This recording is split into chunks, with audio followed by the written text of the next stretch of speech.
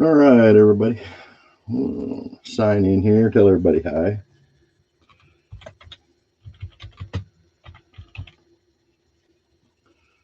Hello, all. Welcome to the live stream. Appreciate you stopping by. Silver Stacking Rockstar here. Got a single mail call today. Shouldn't take long to go through that. Uh, kind of a long distance mail call, I guess you could say. Um, he's kind of new. I think he's new. I don't know. He may not be new, but can you hear me all right? Is the video okay?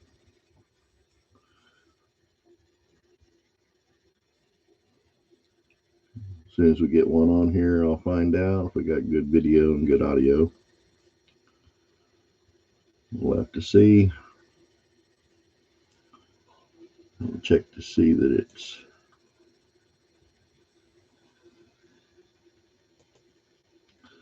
I am live streaming.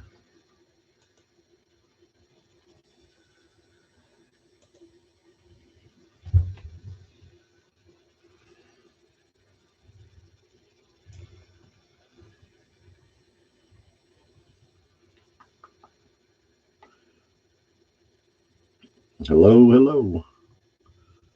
Welcome to the live stream. How's the video and audio?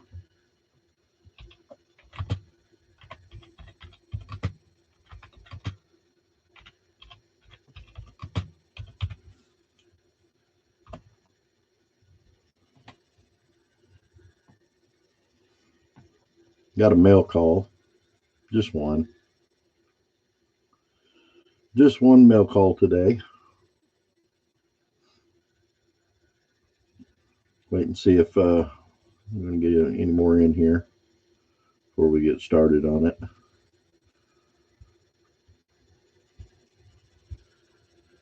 How's everybody doing out there today after the stock market crash and then rebound a little bit? I don't know how everybody else did. I didn't fare too well yesterday. Lost a little bit. I say a little bit. It was too much. I would have liked to have had that in silver when I lost, but it's the way it goes. Win some, lose some, I guess. But I made a little bit, just a smidge of it back today, this morning. And I learned a little bit too. And I don't know what the silver price is at. Does anybody know what the silver price is at? Let me check. SLV right now, 25.20, 25.23. That's where we're sitting right now on the silver price. It's kind of low from what it has been, but it's okay. We all know there's a disconnect between the silver price and the physical price anyway. Give me a drink.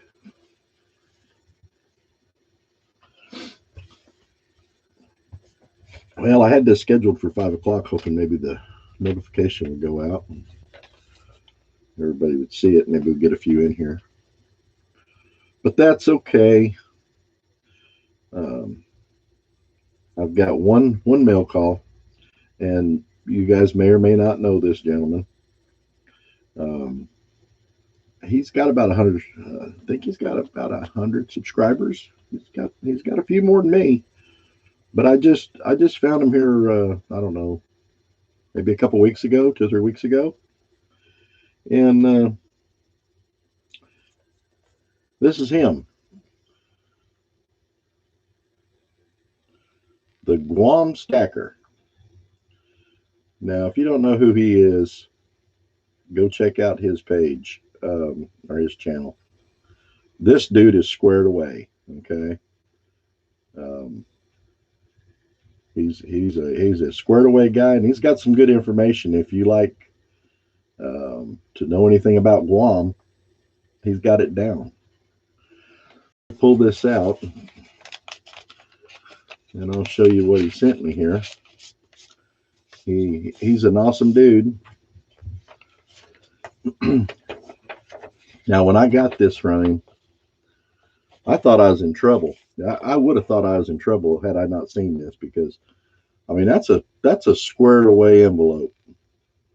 I mean, that's tight. Heads or tails living. How you doing, brother? Good to see you here. Thank you for stopping by. I appreciate it. Doing a little mail call here for the Guam Stacker. Let me show you his channel stickers first here real quick. He sent me a couple.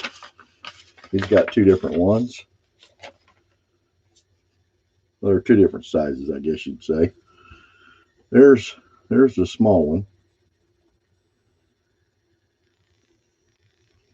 And if you didn't hear me say it, I just said this dude is squared away. This guy is he's got his crap together.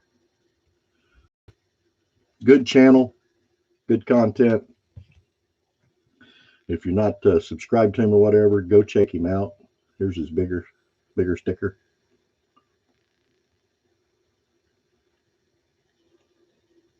Anyway, let me read to you what he sent, and then I'll show you the letter. I thought I was getting a letter from one of them 3-letter agencies at first. I was like, oh no, what did I do? This is from Guam Stacker to Silver Stack and Rockstar. Subject: stickers and gifts. Included: 1 Guam Stacker sticker, 4x4.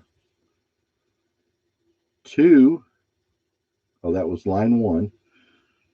Line 2, 1 Guam sticker, 3x3. Line 3, 1 90% Roosevelt dime.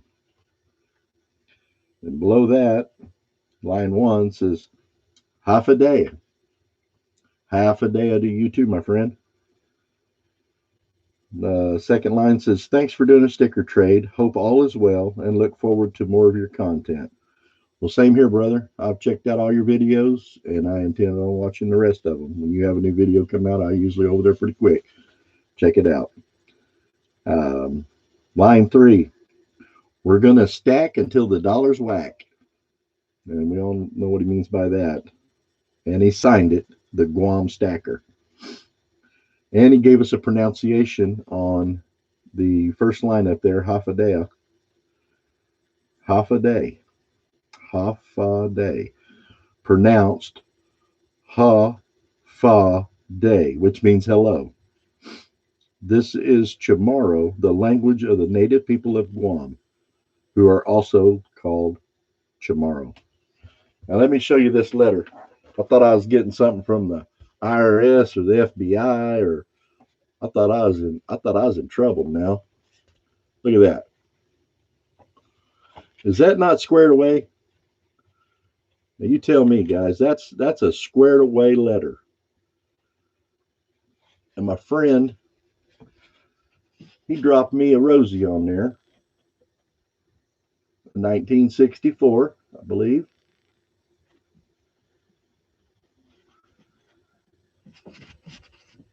And I thought that's cool because, man, that's what I'm into. I'm into the constitutional mostly. That's, I've got some, what would you call it? I've got some bars and some rounds and some basically bullion or whatever. But I'm in the constitutional. That's what I like, is the constitutional. But this guy's really squared away dude. If y'all get a chance, when we get done here, I'll put a link to his channel below. But you guys go check him out, and he's a really good dude. Hey, Daryl, how's it going, buddy? Heads or Tails says, just wanted to say, to seriously say, thanks, bub. You will know exactly what I'm talking about when a bubble mailer gets there. Should be soon. Okay, well, thank you, brother. I appreciate it. I appreciate that. Thanks for the thumbs up there, Daryl. I appreciate you, man. I hope you're having a good day. I know it's kind of gloomy outside today around here, but hopefully all is well.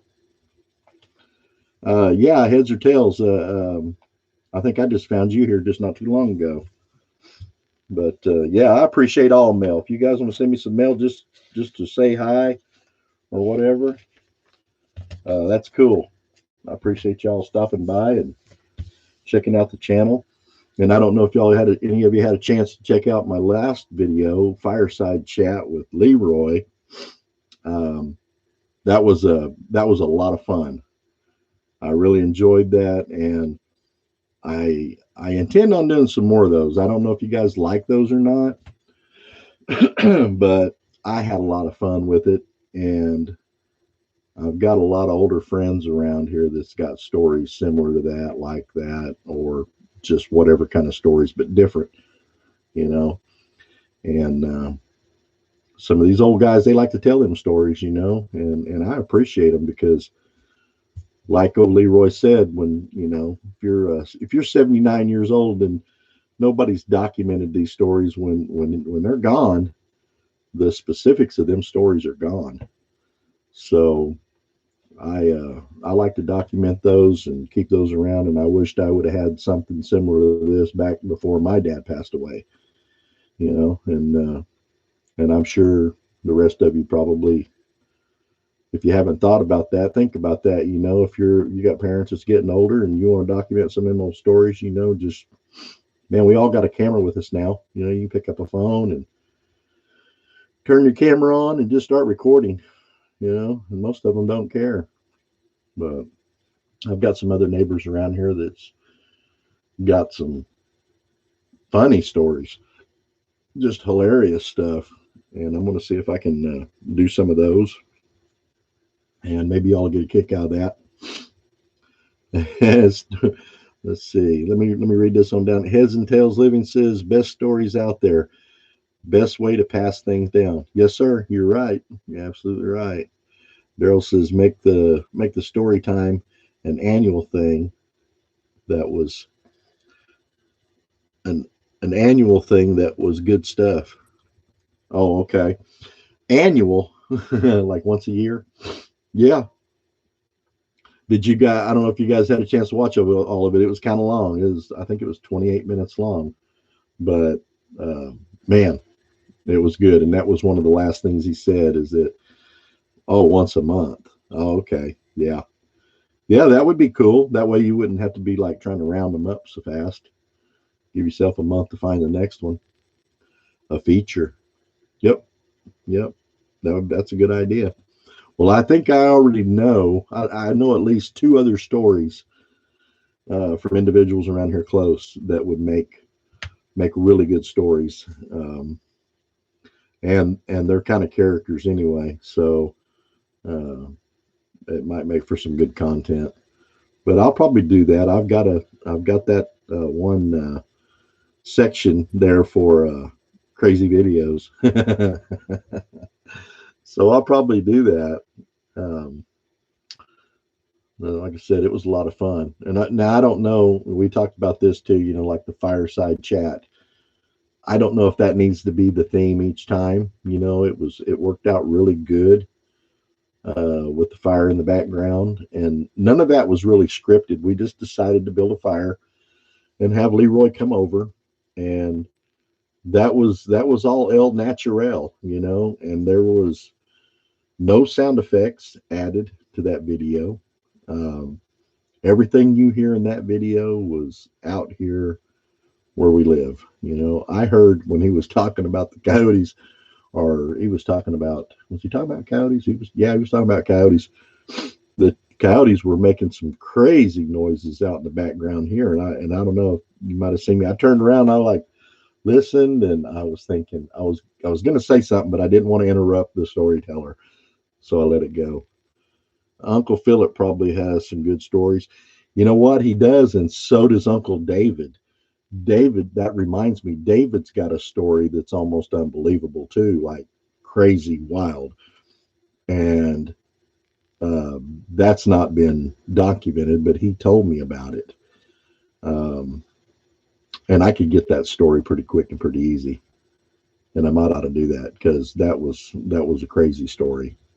Kind of a phenomena that involves probably your line of work there, Daryl, um, and lightning that he told me about.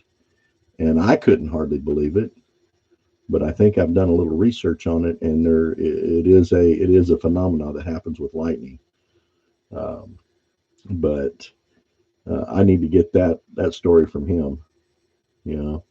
But anyway, we had a good time doing it, and I'd like to do more of them. And if you guys want more of that, just let me know because I know we're mostly silver stacking, but or silver whatever, but we do a little bit of everything. I like to keeps it not so boring, break it up a little bit. How you guys like my new QVC carousel here? It looks like QVC channel. Yeah, I got my Monopoly pieces hanging out there on it, and I thought I'd test it out. I'll tell you what, I think this came from China.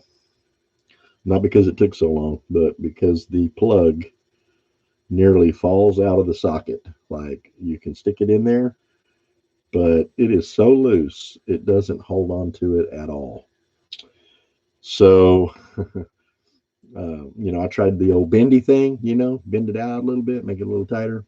No bueno. So, and I noticed that on the plug, a normal plug today, you've got a wide one and a thin one.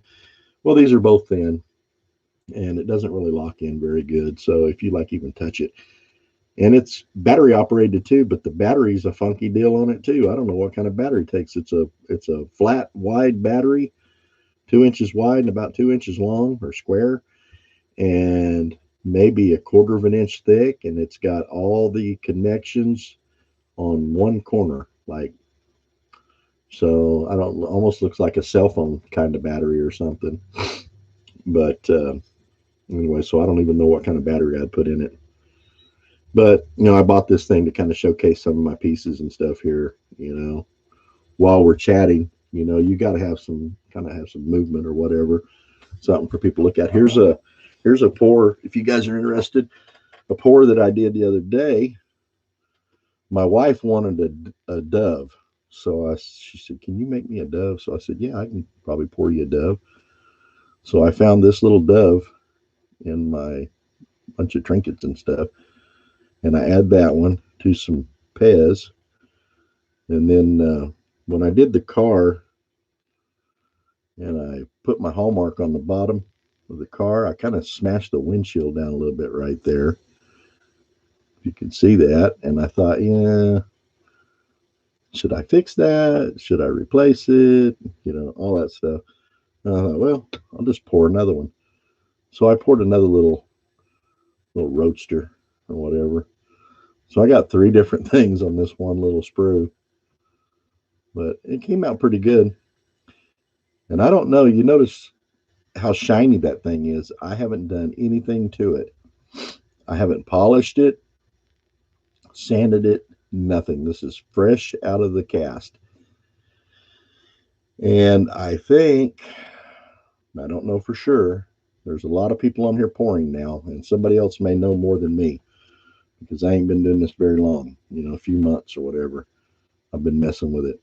But I think um, I use oxygen and acetylene torch to melt my material. And that gets very hot very quick.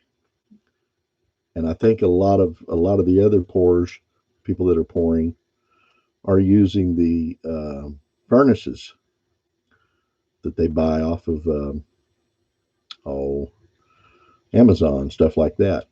And I don't think those get as hot. So there may be a perfect temperature there that will give you a shiny pour right out of the cast. It's not wanting to focus very well, it doesn't look like. Here, we almost had it. Maybe it's the background there that's messing it up. But anyway, I think it's temperature variant. So, if you're too hot or too cold, it's going to change the texture and the color, I think, whether it's shiny or whatever. So, if somebody knows that, let me know. But I've got a infrared temperature gun that I could shoot it with, but it seems like when I tried to shoot it, I remember it didn't register anything off of molten silver. Maybe because it's kind of, I don't know, shiny, so maybe it absorbs the light and doesn't go back to it. I'm not sure. I'm not sure what the problem is. But I think if we, and I'll research it too and find out, but I think if you get the exact right temperature for pouring silver, um, they'll be shiny every time you pour out of the cast, or if we can figure out what that temperature is. But I think everybody's pouring now. It's like Sherry. I've seen Sherry Ward's pouring now. She's got stuff and pouring. Everybody's pouring, and I think, was it Sherry? Somebody said it's not that hard, and it really ain't. Um, you can come out with some pretty decent pours like the first time. What what seems hard to me, I think, is the smaller stuff. The smaller the pores get, the harder they get. Like this little dove, you know, and it's 999. But if you just barely pull on that wing, it'll bend it. And then, of course, once you get it off here, you got to kind of clean it up a little bit. And with this, you would want to put a hoop in it so you could put it on a charm or something like that. But um, that came out. That was the first time I poured that, and it worked pretty good. But I've kind of got this part here down with my pours anyway. Um, and I don't know if you noticed, but the Pez all came out shiny, and the lettering's pretty good. And that's kind of what I always look for is the lettering. The lettering needs to show up good.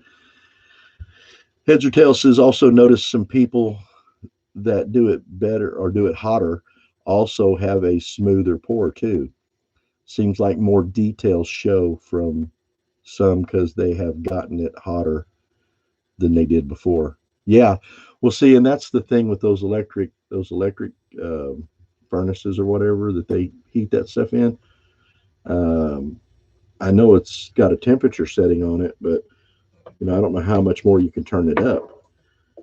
And I wouldn't want to do it with those because those things it's going to take like an hour for it to heat up is what I heard. I don't know. I've never used one, and I can melt an ounce of silver or 10 ounces of silver in about 3 minutes. With my acetylene torch.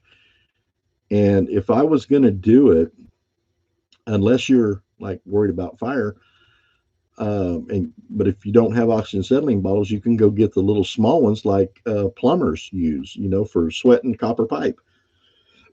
They're just as effective. They'll get just as hot, but you can use a little torch set. The bottles are only, I don't know, they're probably a 3 pound bottle, maybe. And just get your real small torch with a little torch tip on the end and, or a little, what's that one end called? A rosebud, little rosebud.